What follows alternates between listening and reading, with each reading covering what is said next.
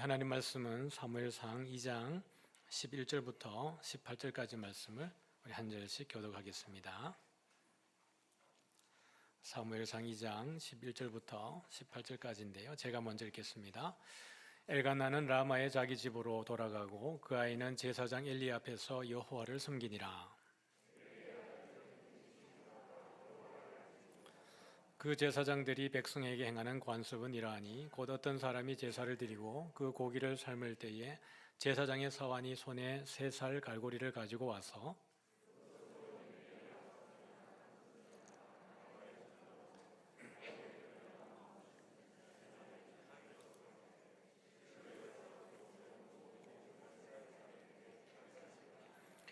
기름을 태우기 전에도 제사장의 서환이 와서 제사 드리는 사람에게 이르기를 제사장에게 구워드릴 고기를 내라. 그가 내게 삶은 고기를 원하지 아니하고 날 것을 원하신다 하다가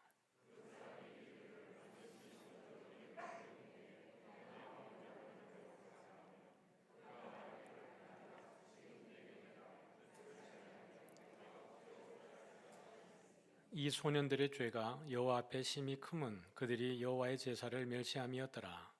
사무엘은 어렸을 때에 세마포 에봇을 입고 여호와 앞에서 섬겼더라. 아멘. 네, 한 주간 평안하셨습니까?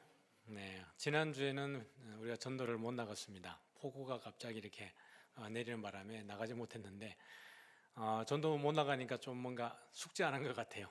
숙제 안 한 것 같고 좀 껄쩍지근하고 그렇습니다. 해야 될 일은 해야 되는 것 같습니다. 오는 주에는 전도 나갈 수 있도록 여러분 기도해 주시고 또 저희들이 열심히 나가서 전도하겠습니다. 전도하면서 느끼는 것은 그래도 우리 부산 분들의 마음이 따뜻하다는 것을 많이 느껴요. 이렇게 매몰차게 거절하지 않고 전도지 안 받을 때에도 혹시 마음 상할까 봐 조심스럽게 이렇게 안 받는 이런 모습 속에 그래도 큰 위로가 되어지기도 하고요. 단기 선교 나가면 제일 힘든 게 언어잖아요. 저도 중국, 대만 선교 나갈 때 중국 한 8개월 배워봤는데 또 가서 보니까 또 안 되고 일본 나갈 때 일본어 배워보면 또 안 되고 그래요. 근데 이제 우리 전도할 때는 말이 되니까 좋아요. 그러니까 여러분들이 일상의 현장 가운데도 여러분들 열심히 또 전도하시고 또 기도해 주시면 더 힘내서 잘 하겠습니다. 오늘 말씀 같이 나누도록 하죠. 오늘 본문은 2장 11절부터 26절까지의 내용을 좀 볼 텐데 오늘 본문은 조금 이게 구조가 여러분 보시기에도 불편하지 않도록 이렇게 잘 나누어져 있습니다. 그래서 제가 여러분에게 조금 소개하고 그렇게 설교를 좀 진행을 하도록 하죠. 11절에 보면 사무엘에 대한 이야기가 나옵니다. 11절 앞에는 몇 절이 나올까요? 네, 10절. 네, 10절에는 한나의 기도가 나옵니다. 1절부터 10절까지는 한나의 기도가 나오고 11절에 나오면서 바로 사무엘에 대한 소개가 되고 있습니다. 사무엘이 나오고 그 다음에 12절에 보면 누가 나오고 있죠? 엘리의 아들들. 지금 이 패턴이 지금 이후로 반복이 되어지고 있습니다. 사무엘이 나오면 엘리 아들들이 나오고 사무엘의 가족이 나오면 엘리의 가족이 나오고 그 다음에 또 사무엘이 나오고 이런 패턴으로 지금 반복이 되고 있는데 2장 12절부터 17절까지가 엘리의 아들들에 대한 이야기가 나오고 있습니다. 18절부터 21절까지 또 누가 나오냐 그러면 사무엘과 그 가족이 나옵니다. 한나와 엘가나. 한나가 사무엘을 위해서 옷을 지어 입혀서 매 절기 때마다 이렇게 옷 입혀줬다라는 그 내용이 나오고 그 다음에 22절부터 25절까지는 엘리와 그 아들들에 대한 이야기가 또 나오고 있습니다. 그리고 난 이후에 26절을 보면 또 누가 나와요? 아이 사무엘이 등장을 하고 있죠. 이 패턴이 이렇게 계속 반복되면서 그 사무엘을 중심으로 이제 이야기가 진행이 되고 있는 거예요.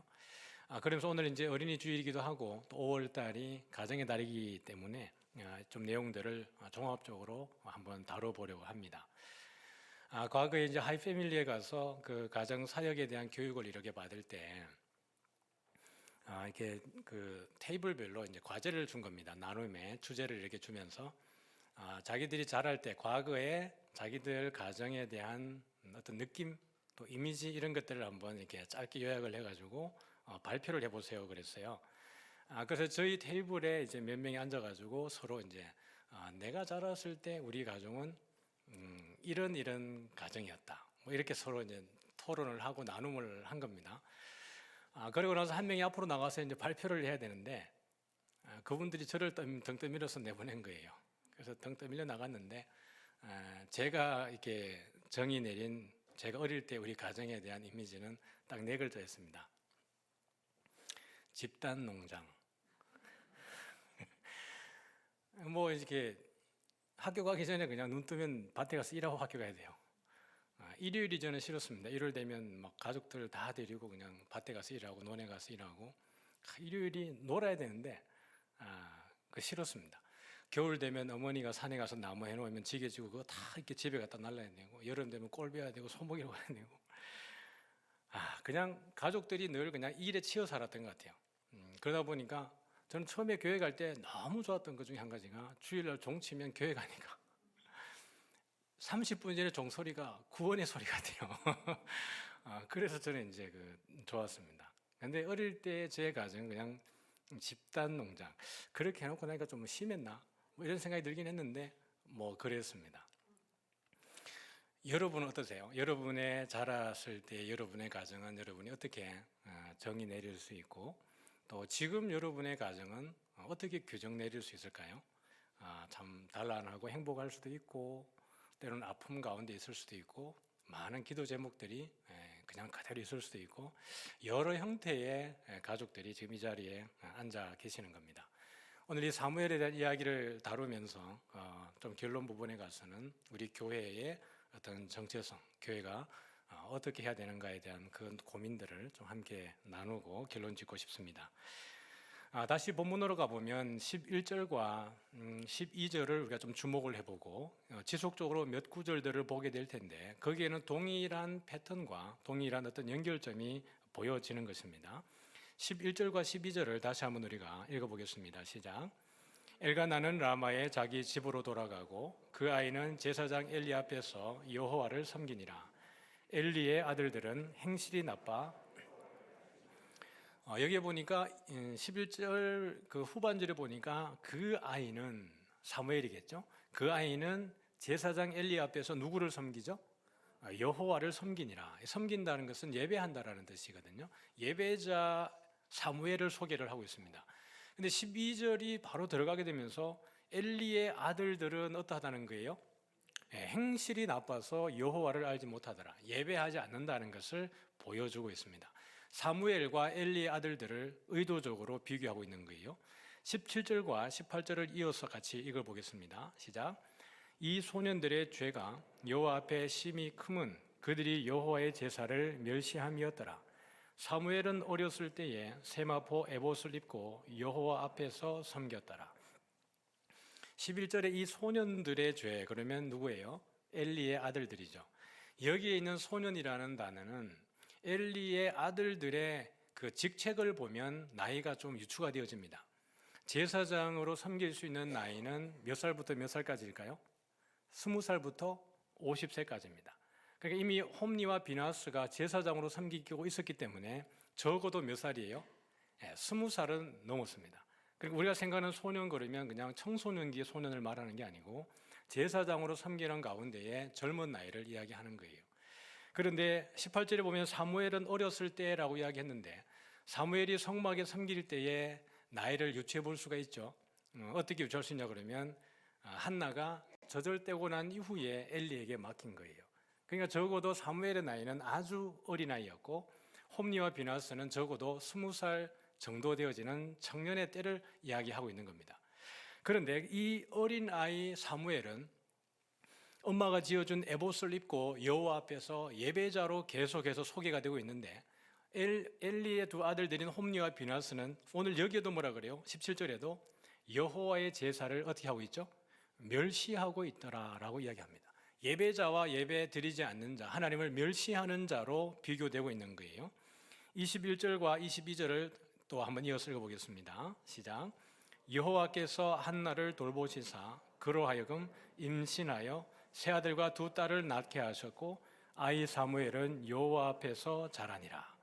엘리가 매우 늙었더니 그의 아들들이 온 이스라엘에게 행한 모든 일과 회막문에서 수종드는 여인들과 동침하였음을 듣고. 여기도 보니까 사무엘을 묘사하는 표현은 아이라고 되어 있고 여호와 앞에서 자라니라라고 이야기를 하고 있습니다.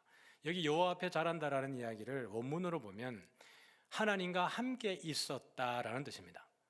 사무엘은 항상 누구 앞에 있었던 거예요? 하나님 앞에, 하나님과 함께 있었고 하나님이 사무엘을 키우고 있다라는 것을 보여주는 겁니다. 그런데 22절에 보니까 또 등장하는 이 엘리의 두 아들들의 행위는 어떻게 되고 있습니까? 그의 아들들이 온 이스라엘에게 행한 모든 일과 회막문에서 수종드는 여인들과 동침하였더라. 두 아들의 죄악은 이미 13절부터 16절에 충분히 소상하게 기록이 되어져 있습니다. 하나님의 제사를 어떻게 능멸했는지. 그런데 그것도 모자라서 수종드는 여인들을 어떻게 보면 해코지하고 괴롭힌 거예요. 간음을 한 겁니다. 그러니 이 아이 사무엘은 지속적으로 하나님과 함께 있고 하나님을 예배하고 하나님을 섬기고 있는 반면에 제사장인 홈리와 비나스, 이들은 직분이 제사장임에도 불구하고 하나님과는 전혀 상관없는 행위를 지속적으로 반복하고 있는 것이에요. 그런데 여러분 21절에 보면 시작하는 문구가 어떻게 되고 있습니까? 여호와께서 누구를 돌보시사? 한나를 돌보시사. 한나는 여러분 어떤 여인이에요? 슬픈 여인이었습니다.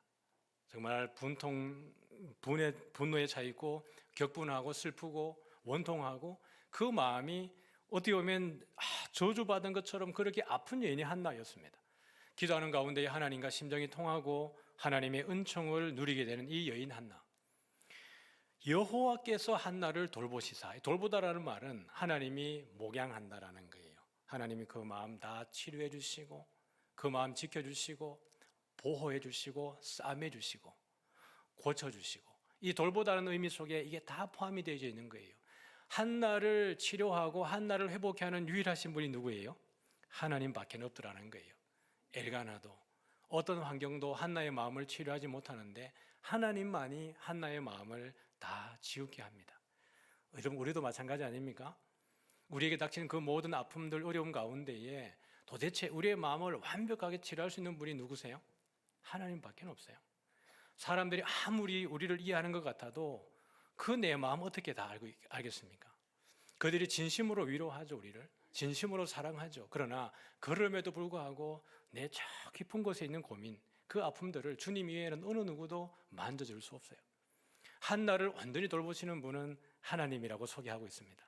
그래서 더더욱이나 이 아이 사무엘은 하나님과 함께 할 수 있는 것입니다. 그런데 22절을 시작하는 문구는 뭡니까?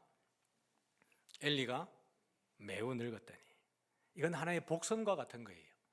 엘리가 매우 늙었다라고 이야기하는 것은 이 가정에 더 이상 소망이 없다라는 것을 묘사해 주고 있습니다. 여러분 가정은 어떤 위치에 있습니까? 가정의 가장은 사실 하나님을 대리하는 자리입니다. 그래서 우리가 부모님께 효도한다라고 하는 것은 윤리적 차원에서 있는 그 범주를 사실은 넘어서는 겁니다. 가장은 하나님의 복이 우리 가정으로 들어오는 가장 첫 관문이기도 하고 통로이기도 합니다. 그래서 여호와를 경외하는 자는 복이 있다라고 할 때 여호와를 경외하는 그 자는 사실은 믿음의 가장을 이야기하는 거예요. 그러므로 부모님에게 효도하고 아버지에게 효도하고 어머니에게 효도하는 것은 그냥 이걸 잘하게 되면 칭찬받기 때문이 아니라 마땅한 인간 인륜적인 도리의 개념을 넘어서 하나님의 복의 개념으로 봐도 부모님께 효도하는 것은 마땅히 해야 되는 일입니다. 그런데 적어도 대제사장인 그 아버지 엘리가 아들들인 제사장에게 하나님의 마음으로 경고하고 교훈하는데 이 아들들이 들어요, 안 들어요? 듣지 않아요. 우리 25절 한번 읽어보겠습니다. 시작. 사람이 사람에게 범죄하면 하나님이 심판하시려니와 만일 사람이 여호와께 범죄하면 누가 그를 위하여 간구하겠느냐 하되 그들이 자기 아버지의 말을 듣지 아니하였으니 이는 여호와께서 그들을 죽이기로 뜻하셨음이더라. 아이 사무엘이 점점 자라매 여호와와 사람들에게 은총을 더욱 받더라. 지금 여러분 제가 두 구절씩 계속 이어서 읽었는데 이 이어서 읽을 때마다 누구와 누가 등장을 하고 있어요? 사무엘과 엘리의 아들들이 지속적으로 등장을 하고 있는데 계속해서 비교되고 있습니다. 25절에도 보니까 결국 이 아들들이 아버지의 말을 듣지 않았는데 그것은 왜 그러는고 했더니 하나님이 그들을 죽이기로 작정하셨기 때문이다 라고 이야기합니다. 마음이 패역한 자들이 돌이키지 않을 때 하나님이 내리시는 징계와 심판입니다. 그러나 이 아이 사무엘은 점점 자라는데 사무엘에게 주어지는 그 표현이 어떤 것들이죠? 여호와와 사람들에게 어떻게 하고 있습니까? 은총을 더욱 받더라. 이건 여러분 예수님이 그 누가복음에 보면 예수님에게 했던 표현과 똑같습니다. 누가복음 2장 52절에 보면 이렇게 돼 있어요. 예수는 지혜와 키가 자라가며 하나님과 사람에게 더욱 사랑스러워 가시더라. 이렇게 된 거예요. 아이 사무엘이 아무것도 모르는 그 어린아이가 꼬맹이가 제사장의 말을 듣고, 제사장은 이미 부패할 대로 부패한 거죠. 엘리도 그렇고 홈리도 그렇고 비나스도 그렇고. 그런데 사무엘은 그 안에서 제사장들의 모습을 보는 게 아니라 무엇을 보고 있는 거예요? 그저 하나님 바라보고 있는 거예요. 한나가 저절때기까지 키웠다가 이제 내어보내면서 그 아이에게 했던 이야기가 무엇이었을까요? 나는 하나님만 생겨야 된다라고 한나가 하지 않았겠습니까? 그 이야기를 사무엘이 꼭 지키는 것 같아요. 아버지의 말을 듣지 않고 또 하나님을 멸시했다가 죽임을 당했던 또 두 아들이 있습니다. 아론의 아들들이 있는데 혹시 기억나세요? 아론의 아들들이 누구예요? 나답과 아비후예요. 하나님의 제단에다가 제사를 드릴 때에 하나님이 허락하지 아니한 자기 마음대로 불을 정리한 것 같아요. 이 불을 들고 들어갔다가 하나님 그 제단에서 불이 나와서 이 두 아들을 태워서 죽여버립니다. 여러분, 이 두 아들이 제사를 드리러 갔다가 다른 불을 가지고 들어가서 죽임을 당했는데 아론의 마음은 여러분 어땠을까요? 시기들 하지 말라 그랬더니 죽었네, 그런 마음이었을까요? 아버지의 마음이 여러분 그 정도겠습니까? 제사하러 들어갔는데 아버지는 모르죠. 이 아들이 어떤 불을 가지고 들어갔는지 관찰했는지 안 했는지 모르겠지만 두 아들은 적어도 하나님이 허락하지 아니한 불을 들고 들어간 거예요. 아들들이 갑자기 죽어 나갑니다. 그런데 하나님은 아론과 그 동생들에게 슬퍼하지 말라 그래요. 모세를 통해서 하는 이야기가 이것입니다. 너희는 머리를 풀거나 옷을 찢지 말라. 그리하여 너희가 죽음을 면하고 여호와의 진노가 온 회중에게 미침을 면하게 하라 그래요. 하나님을 능멸하는 죄, 하나님의 제사를 멸시하는 죄를 하나님이 용납하지 않는 것입니다. 우리 하나님 얼마나 인자하시고 사랑이 많으시고 오래 참으시고 자비하신 분이십니까? 하나님 같으신 이가 어디 있습니까? 그러나 하나님이 용납하지 못하는 것은 뭐예요? 예배를 멸시하는 자입니다. 우리는 외형을 그럴싸하게 이렇게 포장할 수 있습니다. 홈리와 비나스가 그러고 나답과 아비후가 그러고 그들의 옷은 제사장이 입는 옷이고 아무나 입을 수 있는 옷이 아닙니다. 아무나 성소에 들어갈 수 있는 것이 아닙니다. 그 옷을 입어야 성소에 들어갈 수 있어요. 성소에 들어갔다는 것은 적어도 외형적으로는 자격을 갖춘 듯 보입니다. 그러나 하나님은 뭘 보시는 거예요? 하나님은 우리의 중심을 보시는 겁니다. 아무리 그 외형의 옷으로 우리를 덮고 가리고 그렇게 포장을 해도 그 내면이 하나님을 사랑하지 않고 하나님을 예배하지 않는 자의 예배를 받지 않으시는 거예요. 하나님이 왜 이렇게까지 하시는 걸까요? 왜 홈리와 비나스를 죽이기로 작정하시고 나답과 아비후를 그 현장에서 즉사하게 하는 걸까요? 메시지입니다. 이제 그들이 광야를 출발할 때 예배가 무엇인지, 하나님이 누구이신지를 그들에게 너무나 선명하게 보여주시는 거예요. 하나님은 성령을 회방하는 죄를 용서치 않는다 그랬습니다. 우리는 이 사무엘과 엘리를 통해서 볼 수 있는 것이 하나님이 무엇을 보냐라는 거예요. 여러분, 사무엘이 알면 얼마나 알았겠습니까? 어린아이가 그 성전에서 섬기면 아이가 할 수 있는 것이 무엇이었겠어요? 20살부터 제사장으로 섬길 수 있는데 사무엘은 그 나이가 되지도 않았습니다. 그런데 사무엘에 대한 묘사는 하나님과 함께 있었더라, 하나님을 섬기더라, 하나님과 사람에게 점점 더 은총을 받고 사랑스러워 가더라는 표현인 것입니다. 그 아이의 중심마저도 하나님이 받으시는 줄 믿습니다. 오늘 여러분이 신령과 진정으로 예배하는 그 복이 있어지기를 주의 이름으로 축복합니다. 마태복음 7장에 보면 이렇게 예수님이 말씀을 하세요. 15절부터 18절까지 말씀을 한번 읽어보겠습니다. 시작. 거짓 선지자들을 삼가라. 옷을 입고 너희에게 나아오나 속에는 노략질하는 일이라. 그들의 열매로 그들을 알지니 가시나무에서 포도를 또는 엉겅퀴에서 무화과를 따겠느냐.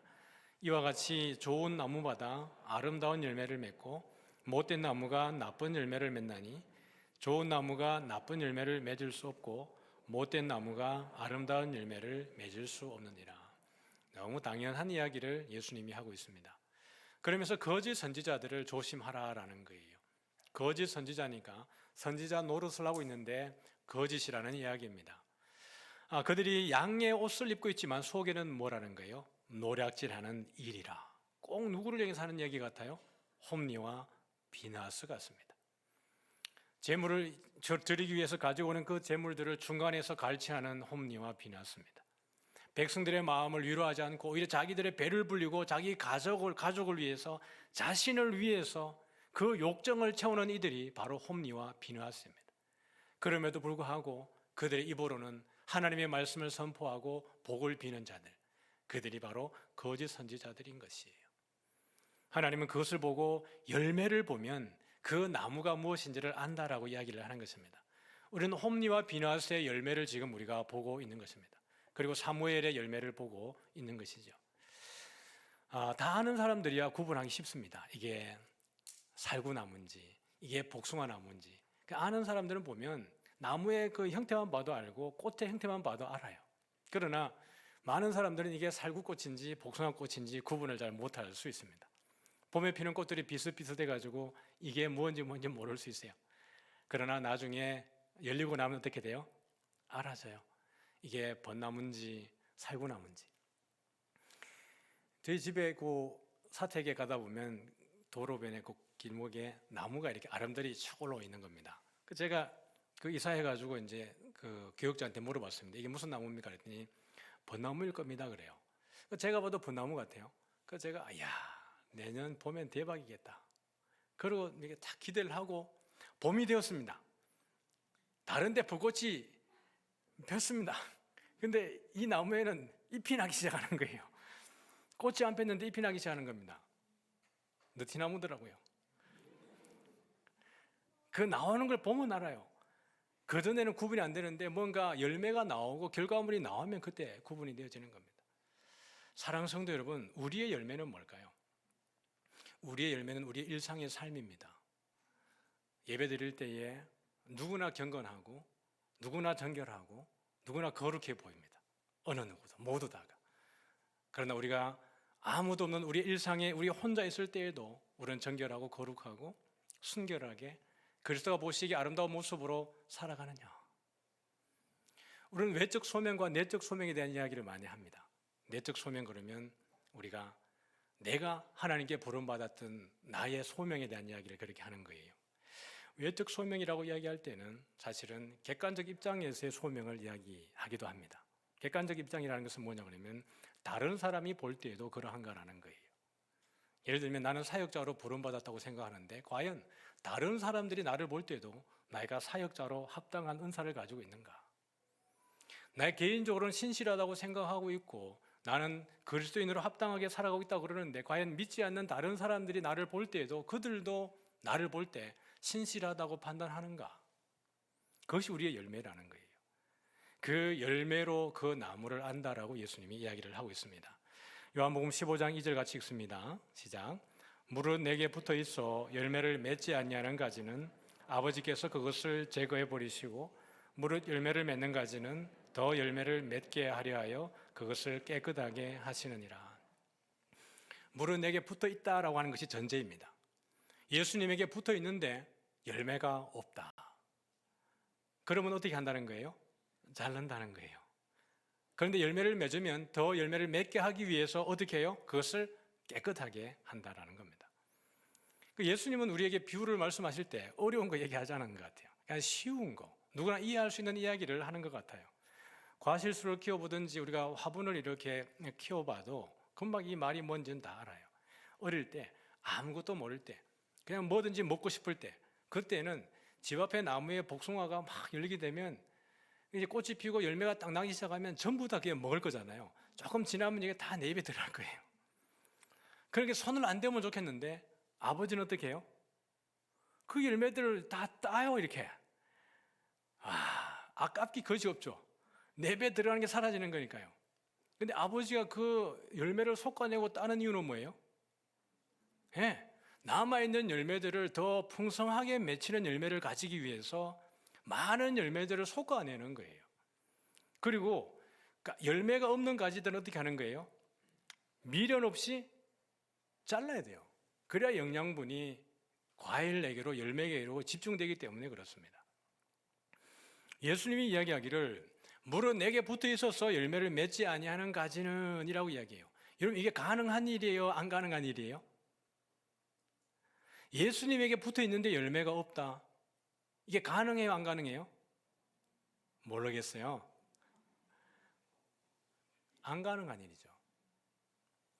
예수님에게 붙어 있으면 열매는 저절로 맺히게 되어져 있어요. 맞죠? 요한일서 2장에 이렇게 얘기합니다. 그들이 우리에게서 나간 것은 처음부터 우리에게 속하지 아니함을 나타내려 함이라 라고 이야기합니다. 우리 공동체 안에 몸을 담고 있고 적을 두고 있고 열심히 봉사하고 섬기는 것 같지만 어떤 상황이 이해관계가 생겨지고 나의 어떤 그 개인적인 일들로 인하여서 유불리가 생겨지게 되었을 때 공동체를 버리고 그리스도를 버리고 떠나간다라는 것은 애초에 어떠하다라는 거예요? 처음부터 우리에게 속하지 아니함이 드러난 것에 지나지 않는다라는 거예요. 그러므로 그리스도에 붙어 있으면 열매는 어떻게 되는 거예요? 저절로 맺혀지는 거예요. 그래서 더 맺게 하려 하여서 그 가지를 깨끗하게 한다라고 이야기하는 것은 뭐예요? 우리의 성화를 이야기합니다. 성령께서 우리에게 임재하셔서 내주하셔서 우리의 그 정결함을 주님이 만들어 가신다는 거예요. 내 힘으로 되는 것이 아니라 하나님의 은혜로 우리가 정결해지고 더 열매를 풍성하게 맺어지는 은혜를 누리게 하신다라는 것입니다. 요한복음 10장 10절에 보면 같이 읽습니다. 시작.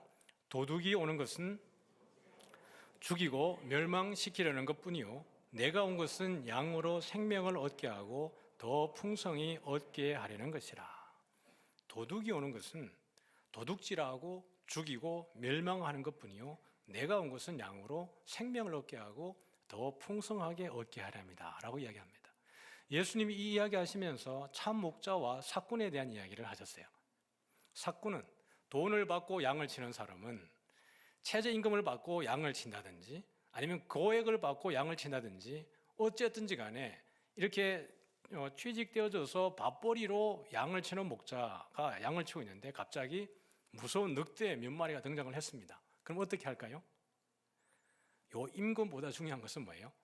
내 생명이에요. 그런데 진짜 목자는 이 양이 정말 자기의 소유인 목자는 참 목자는 어떻게 한다는 거예요? 목숨 걸고 싸우는 거예요. 내 전 재산 다 들여서 산 양들이에요. 이 양이 내 재산이고 양이 내 생명이고 양이 내 전부예요. 그러면 그 늑대와 이리가 나타나도 목숨 걸고 싸우고 이길 방도를 찾는 거예요.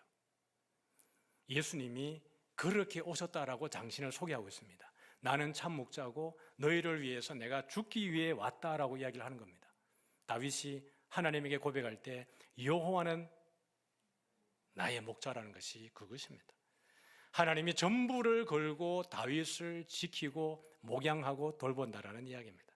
우리 예수님이 오신 이유가 우리를 그렇게 돌보시기 위해서 오신 거예요. 하나님이 사무엘을 세우는 이유가 거기에 있습니다. 하나님을 왕으로 모시지 않고 자기 소견에 옳은대로 행하는 그 민족 가운데 다시 하나님이 오셔서 참 목자가 되기 위해서 누굴 보내는 거예요? 사무엘을 보내는 겁니다. 그런데 홈리와 비나스 하는 일들은 뭐예요? 도둑 같은 일이에요. 자기의 새끼밥을 위해서 자신을 위해서 살아가는 것입니다. 말씀을 이제 정리해 보도록 하죠.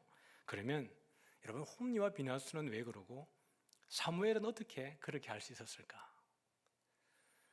사무엘은 고작 해봐야 어린아이고 엄마 아빠의 품을 떠난 아이입니다. 그리고 홈리와 비나스는 적어도 대제사장 90세 중반이 된 대제사장의 자녀입니다. 그런데 어떻게 그들의 행위는 이렇게 달라질 수가 있을까요? 그들이 놓인 위치를 보면 오히려 반대가 되는 것이 맞는데 말입니다.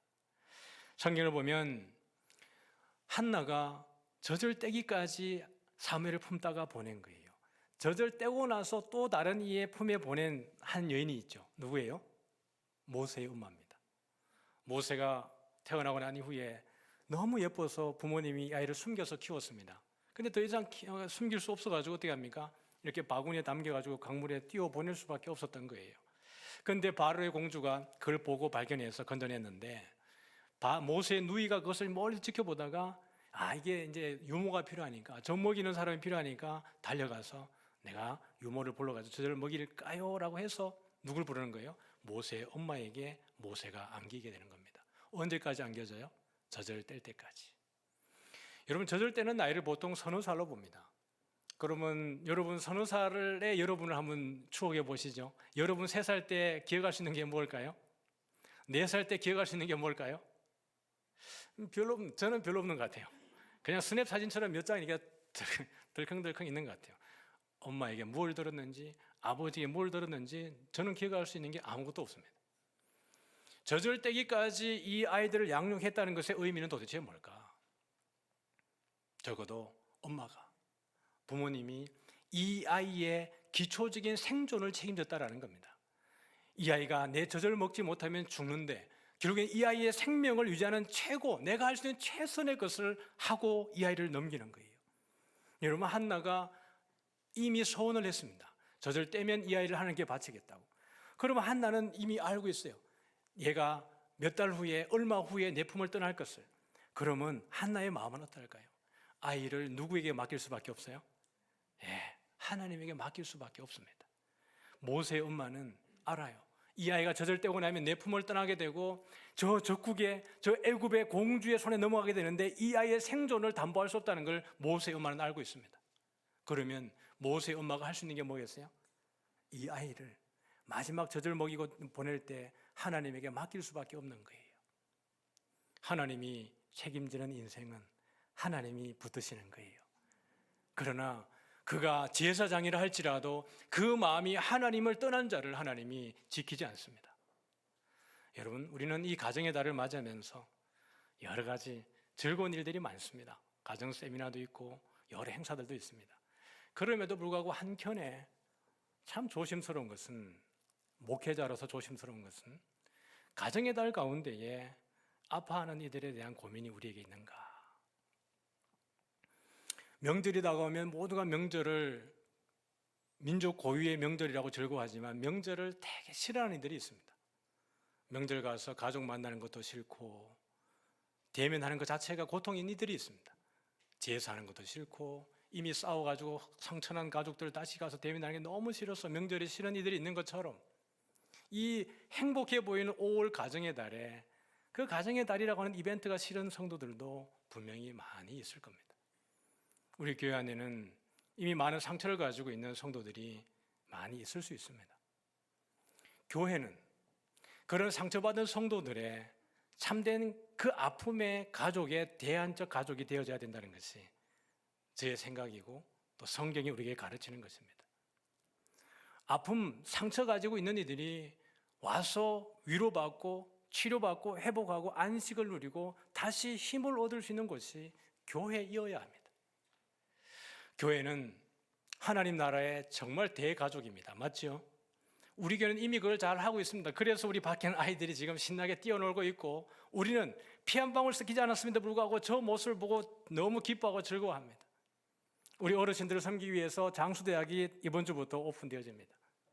그분은 우리 아버지가 아닙니다. 우리 어머니가 아닙니다. 그럼에도 불구하고 우리는 우리의 헌금이 거기에 들어가고 우리 섬기는 봉사하시는 분들의 시간과 그 에너지가 거기에 집중되고 있습니다. 우리는 이미 교회가 대가족이라는 그 느낌을 가지고 있고 잘 하고 있습니다. 그럼에도 불구하고 여러 이면에는 여전히 상처가 있고 아픔이 있는 그런 분들이 많이 있습니다. 교회는 그리스도의 사랑으로 그 모든 것들이 회복되고 치유되어져야 되는 데에 우리는 더 많은 관심을 가져야 되고 공동체는 그것을 함께 이겨내어야 합니다. 가족 가운데 여전히 아픔이 있습니다. 가족들끼리도 상처가 있고 싸움이 있고 고통이 있습니다. 그러나 그 상처가 그 아픔이 그 고통이 우리의 가족이라고 하는 정체성을 부정하지는 않습니다. 치열하고 부모와 자식 간의 갈등이 있을 때 아버지는 아버지대로 울고 자식은 자식대로 울면서 그 시간을 아파합니다. 그러나 그 굴레를 벗어나지 못하는 것은 가족이기 때문에 그렇습니다. 성도들이 아픈 이야기를 많이 합니다. 관계에 아픔이 있고 또 섬기는 봉사하는 데 아픔이 있고 그 아픔의 흔적들이 너무 많습니다. 우리는 그것을 외면하고 모른 척할 게 아니라 우리가 함께 애써서 극복하고 하나님이 우리에게 주시는 그 사랑의 공동체를 함께 만들어가야 되는 숙제가 우리 5월달 가정의 달에 우리에게 있습니다. 가정의 달 그러면 개별적 가정에만 집중할 게 아니라 그 가정을 넘어서서 교회가 그 일에 함께 나아갔으면 좋겠습니다. 마음을 열지 못하는 분들도 마음을 열어갈 수 있는 우리 그런 공동체가 참 많아졌으면 좋겠습니다. 그래서 사랑방뿐만 아니라 봉사는 봉사 부서뿐만 아니라 여러 교제 그룹들이 많이 생겼으면 좋겠습니다. 그래서 성도들이 나는 이것 관심 있는 영역에 이것 때문에 서로 비비다가 친해지고 내 아픔이 회복되어지고 저거 좋아서 함께 누리다 보니 저기에서 그리스도의 사랑이 나누어지고 회복되어지고 그래서 될 수 있으면 전도에도 더 많이 모여지고 여러분의 취미가 있지 않습니까? 여러분이 즐겨하는 것들이 있지 않습니까? 그런 것들이 교회 안에 더 많이 생겨지면 좋겠습니다. 그래서 취미 따라 모이고 여러분의 레저를 하면서 그 가운데 교제해지고 그래서 세상이 제한하지 못하는 그 가족의 온전함이 우리 교회가 되어지기를 주의 이름으로 축복합니다. 그러기 위해서는 우리의 노력이 필요합니다. 많은 경험을 가진 이들이 더 많은 지식을 우리에게 지혜를 같이 나누어 주어야 하고 아직 경험이 부족한 이들의 또는 상처받은 이들이 용기를 가지고 그것을 함께 오픈하고 또 나누고 기도 제목을 함께 나누는 가운데에 누가 누구의 이야기들을 허물하고 뒷담화하고 등에 칼을 꽂고 그렇게 하는 게 아니라 어떤 이야기도 우리 공동체 안에서는 서로가 따뜻한 위로가 되어지고 이런 이야기 해도 정말 내 마음이 불안함이 없고 괜히 이런 이야기 했다라는 그 마음이 생기지 않는 그 공동체가 우리 공동체가 되어지기를 소원합니다. 교회는 총체적이어야 됩니다. 교회의 복음은 총체적인 복음이어야 합니다. 나의 한 부분이 아니라 교회 공동체 전체이어야 하고 어린아이로부터 우리 장년 세대 이르기까지 모든 부분에 복음의 영향력이 미쳐져야 합니다. 교회는 우리들의 아버지가 있습니다. 혈육으로는 우리 아버지가 아니지만 영적으로 보면 여전히 우리의 아버지가 있고 우리 할머니가 있고 우리의 어머니들이 교회 안에 있습니다. 우리의 다음 세대들이 교회에 있습니다. 교회의 허리고 교회 청년이고 교회 에너지가 우리 교회 안에 있습니다. 그래서 총체적이라는 말은 교회는 이 전체 모두를 바라보고 모두에게 복음이 흘러가서 모두가 함께 즐거워하는 공동체가 되어야 되는 것입니다. 히브리서 3장 6절 말씀을 같이 한번 읽어보겠습니다. 히브리서 3장 6절입니다. 시작. 그리스도께서는 아들로서 하나님의 집을 성실하게 돌보셨습니다. 우리가 그 소망을 두고 확신과 자랑을 지니고 있으면 우리는 하나님의 가족입니다. 네, 가정의 달입니다. 우리가 좋은 일들을 또 만들어가기도 하고 또 더 많은 일들을 감당해야 합니다. 개개별 가정마다 풀어야 될 숙제들도 많고 상담받아야 될 내용들도 많고 또 여러분 감사할 내용들은 더 자랑할 일들도 많고 그렇습니다. 그걸 넘어서서 우리 이삭교회는 이 가정의 달을 맞이해서 우리 주변에 있는 많은 성도들이 보여지고 아파지고 또 위로하고 감싸매어줘서 정말 5월달뿐만 아니라 우리 이삭교회가 하나님의 복음 안에 세워져 있는 동안에는 모든 성도들의 아픔들이 또 어려움들이 같이 공유되어지고 그렇게 힘을 얻는 은혜가 있어지기를 주의 이름으로 축복합니다. 우리 다 같이 나와서 찬양하겠습니다.